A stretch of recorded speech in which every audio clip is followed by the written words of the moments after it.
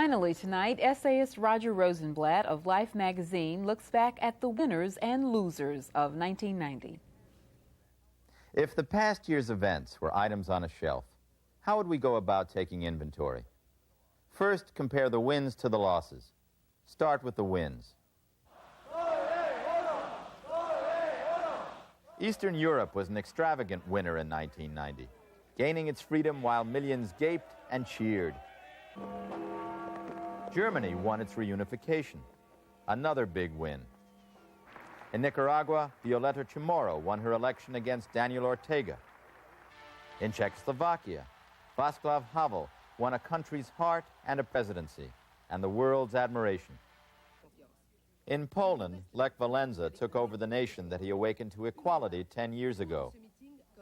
In the Soviet Union, Boris Yeltsin won a lot of power, while his nemesis, Mikhail Gorbachev, won the Nobel Prize, but started losing his ground. Now it looks as if Gorbachev's lost Edward Shevardnadze as well. In the U.S., David Souter won his seat on the Supreme Court, and Evander Holyfield won the heavyweight championship from Buster Douglas. Souter had the harder fight. In the loss column, there was Manuel Noriega, who lost a whole country, albeit by our doing. The Kuwaitis lost their country too, which means that for the moment at least, we have to put Saddam Hussein among the winners. Mike Milken lost his case and is headed for jail. Donald Trump lost a wife and seems to be losing his fortune. The acquisition of Marla Maples will probably not balance the sheet. The New York Yankees lost George Steinbrenner, though baseball itself may be counted a winner in that transaction. Britain lost Margaret Thatcher. Americans lost a ton of money, thanks to the SNL chicanery and to the tax increase that never was supposed to be. Read my lips. No new taxes. Among the irreplaceable losses, list Greta Garbo, Sammy Davis Jr., Jim Henson, Mary Martin, Pearl Bailey, Leonard Bernstein, and Aaron Copland.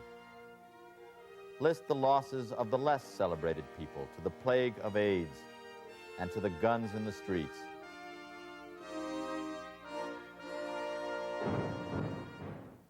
Continuing the inventory, let's do who's in and who's out to see where those calculations lead.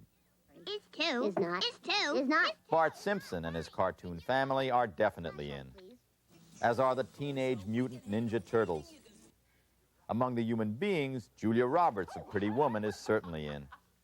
So is Pete Sampras of professional tennis.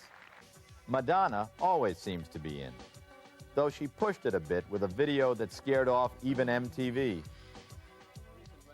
As for the outs, Roseanne Barr looks to be headed for the gates after her unpleasant rendition of the national anthem at a ball game. And Victor Kayem is absolutely out after insulting a woman sports writer who was even more insulted by Kayem's New England Patriots in the locker room. Makes you wonder if Kayem is still glad he bought the company. Andrew Dice Clay cannot be far enough out.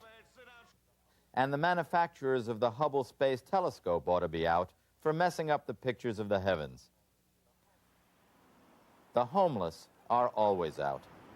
One of these years, we're going to have to bring them in. Win, loss, in, out. Have we made any progress with this inventory? Not much. After all the arithmetic, it is still very hard to assess the year. Maybe it would be better to simplify the accounting. Find a few specific memorable items and say that the value of the year 1990 consisted of those. I have 3 such items to offer. The first is the sight of Nelson Mandela walking out of prison. That item is worth preserving forever, not solely for the picture of a man who deserved freedom and embodied it, but for Mandela's charity of thought and for the dignity of his bearing. The world looked up one Sunday morning and saw Mandela walking. If one wanted the definition of a man, there it was. The second item I'd recommend remembering is the sight of the people of the Eastern European countries casting the first vote they had cast since their subjugation by the Soviets. In the realm of politics, in the realm of the imaginative mind, there is nothing like a vote. Finally, it might be well to preserve the sight of our troops waiting in the Gulf to find out their fate. Their obvious courage, their decency and humor, irrespective of whether the war that threatens them makes sense or not. If only one could be sure that all these remarkable young people would return to us intact, now that would tip the balance. We would have had a very good year. I'm Roger Rosenblatt.